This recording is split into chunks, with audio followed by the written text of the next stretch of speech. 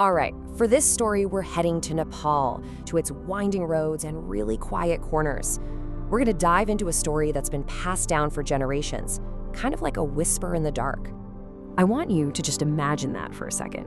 You meet someone, right?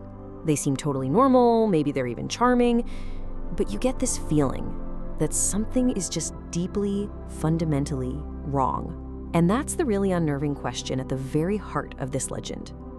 So what we're stepping into here is the world of genuine folklore. This isn't just some scary story someone made up. Nope. This is one of Nepal's most powerful urban legends, a tale that's been a chilling warning for generations. Okay, let's set the scene here. To really get this story, you have to feel the atmosphere. That's where its power really comes from. I want you to really put yourself there. Imagine it. The air is cool. The world is totally quiet, except for, the sounds of the night. You're all alone. Maybe you're heading home or maybe just passing through. The point is, it's late and you are the only one on this path. And right then, in that moment of complete solitude, something catches your eye. Something that breaks the monotony of that long, dark road ahead of you. Up ahead, you see a figure. And she's just there. She doesn't look like she's in trouble or anything. She's just waiting. And honestly, on a lonely road like this, seeing another person is intriguing.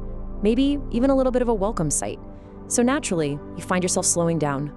You're curious. But as you get closer, that primal sense of caution starts to kick in. You know that feeling. Everything looks right on the surface, but your gut is screaming at you to pay closer attention. Because with these things, there's always a sign. And the first thing you notice, she's beautiful, absolutely undeniable. And that's what draws you in, right? That's the lure. That's the part of the trap that's designed to make you drop your guard. So here's the crucial question. How do you tell the difference? How do you separate what's real from what's a really, really convincing trick? How do you know for sure what you're seeing? Well, there's one way, and only one way.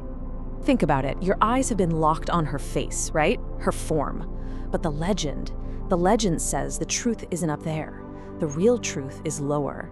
So going against every social instinct you have, you force yourself to look down. And that's when you see it. The impossible. The thing that makes your blood run cold. Her feet, they're turned completely backwards. Heels where her toes should be. And in that one single horrifying moment, you know you are not looking at a human being. What you've just come face to face with is the Kich Kandi. So now that you know how to spot her, let's get into who or what she actually is. Because this isn't just some monster story. There's a real tragedy behind it. Yep, she's the Kich Kandi, often called the backwards-footed spirit.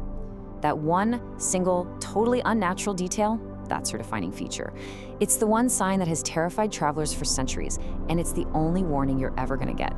See, the story of the Kich Kandi doesn't start with evil, it starts with tragedy.